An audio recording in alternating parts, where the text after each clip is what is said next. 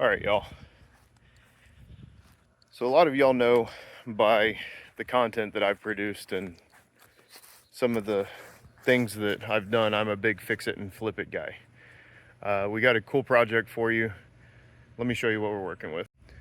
All right, so this is a Craftsman T100 that was made in May of this year. So brand new. What we have is an 11.5 horse Briggs & Stratton. Everything about this tractor is brand new. You can see it was manufactured in 05 of 2026. So there shouldn't be anything wrong with this little yard tractor. We got it for a song. We got it for about 400 bucks. It's worth about 2,000, but because it didn't start. So I picked it up. First thing I did was roll the flywheel to make sure the engine's not locked up. The engine is not locked up. It's giving me resistance. So it has compression. I put a compression gauge on it. Compression gauge immediately jumped right up and held. So we're not dealing with a mechanical issue. We're dealing with something else, and we don't know. So we have it hooked up. We charged the battery. We went ahead and cranked it. We got no fire whatsoever. So I went ahead and I pulled the carb off, checked the carb and checked the float to make sure that everything was good. Checked the fuel filter. The fuel filter's good. All we did was unplug this, let it drain out so we know that it's flowing from the tank, which it came with fuel. Again, somebody bought this and returned it, and we got it off of a return auction site.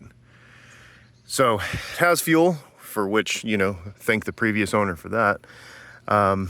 Checked the solenoid here at the bottom, made sure when I had the carb apart that the plunger would come up when the key is off and come down, and allowed the fuel to drain into the bowl so that the carb can pick it up.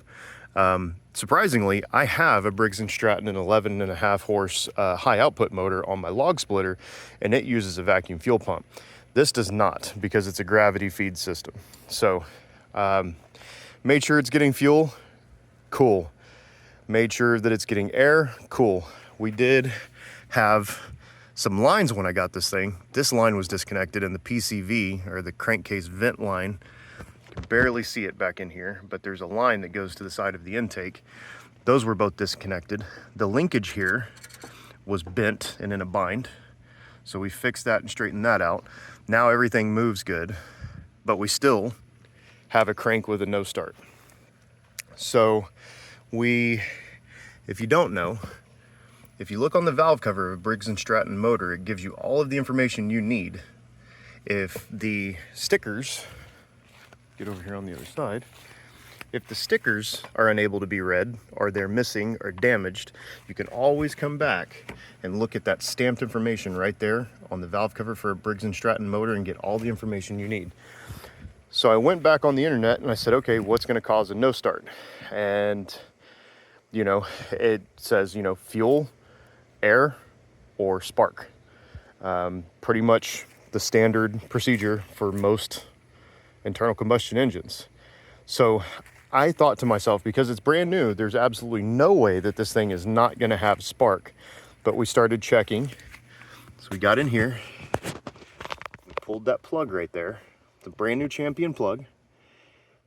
Grounded it out on the frame, or on the exhaust pipe, and we weren't getting any spark. So we ordered a new coil, just installed it, and we're going to see if it'll crank off. So we're going to set this to start. There we go.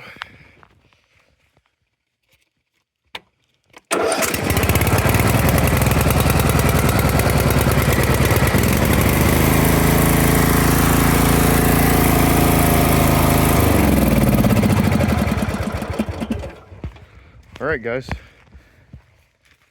there you have it. Sometimes things are worth taking a chance on. And I know that you may be saying, well, Texas Joe, I may not have the free money to play with something like that. Let me remind you that this is a $2,000 piece of equipment, and I got it for 400 bucks, and I was willing to take a chance on it because that deck right there is worth $400.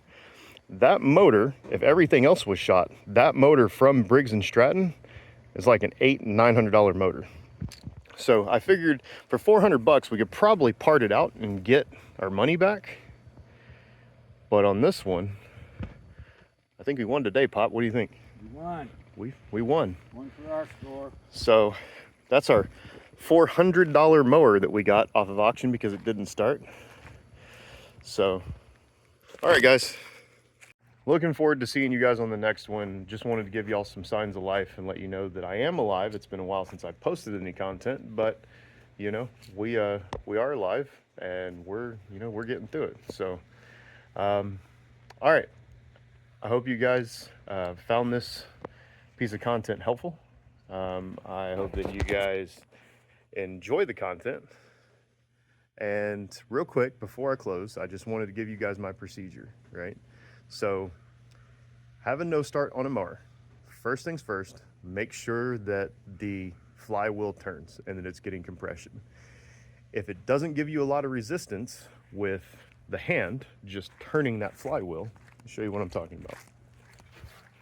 So if you grab the flywheel and you turn it and it doesn't give you resistance, likelihood is you're not getting any compression. And without compression, motor is likely to not run.